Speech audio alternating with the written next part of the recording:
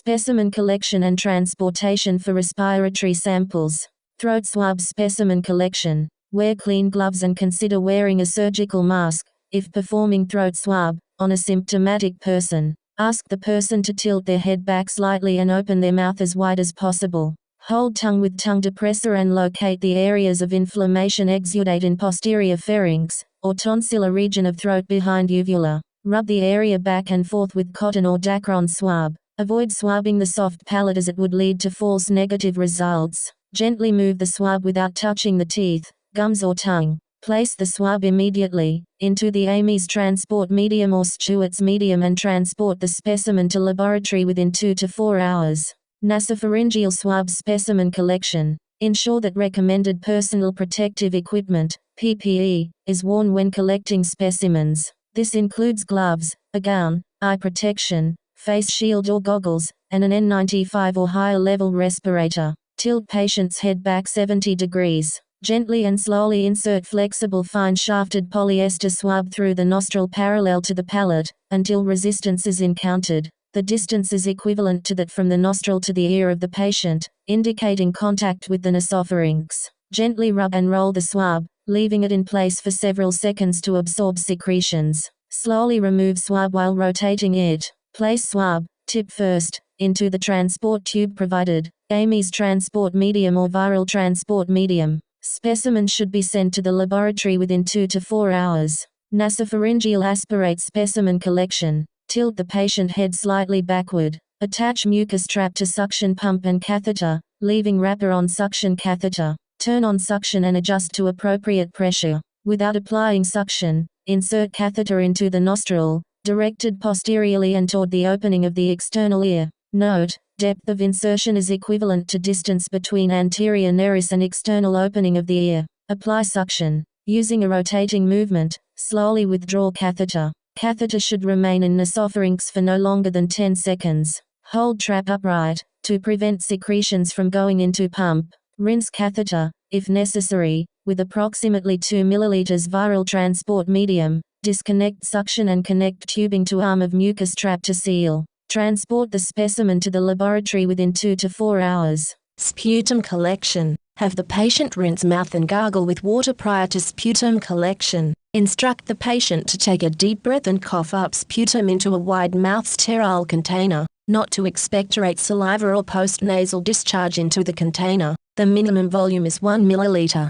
For routine bacteria, a single specimen is sufficient. For acid-fast bacilli, at least 2 or 3 first morning specimens on consecutive days is recommended. Specimens should be transported to the laboratory within 2 to 4 hours.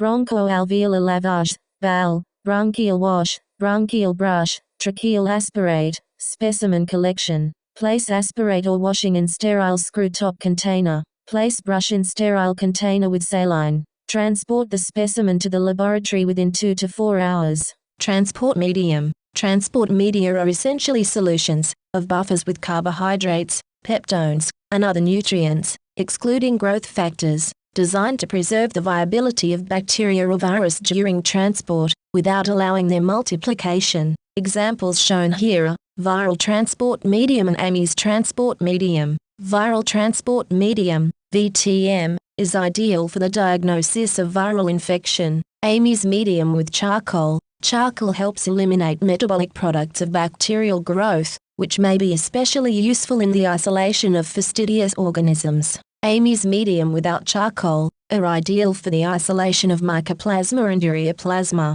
Triple layer packaging. The triple packaging system, the choice for the transport of infectious and potentially infectious substances, is exemplified in the figure. This packaging system consists of 3 layers: the primary receptacle, the secondary packaging and the outer packaging. The primary receptacle containing the specimen must be watertight, leak-proof and appropriately labeled as to content. The primary receptacle is wrapped in enough absorbent material to absorb all fluid in case of breakage or leakage. Example of primary receptacle are VTM swabs or sterile container, that should be in Ziploc bag with absorbent material. A second watertight, leak-proof packaging is used to enclose and protect the primary receptacle. Example of secondary packaging are biohazard bag or screw-capped container. The third layer protects the secondary packaging from physical damage, while in transit. Example of third layer: a polystyrene box or ice box. For COVID-19 sample, ensure enough frozen ice packs surrounding inside the polystyrene or ice box, to maintain temperature at 2 to 8 degrees Celsius.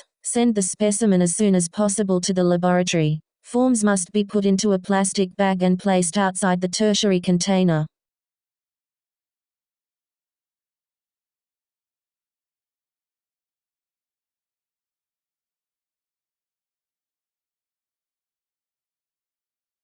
Triple layer packaging. This video is showing triple layer packaging consists of primary receptacle and secondary packaging of COVID-19 sample.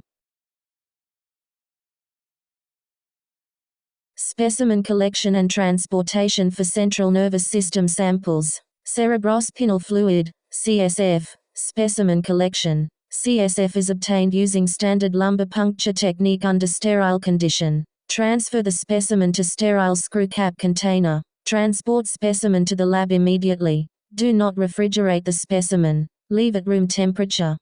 Specimen collection and transportation for gastrointestinal samples. Stool culture and stool for over and cyst specimen collection. Pass stool directly into a sterile, wide-mouth, leak-proof container with a tight-fitting lid. Transport specimen to the laboratory within 24 hours.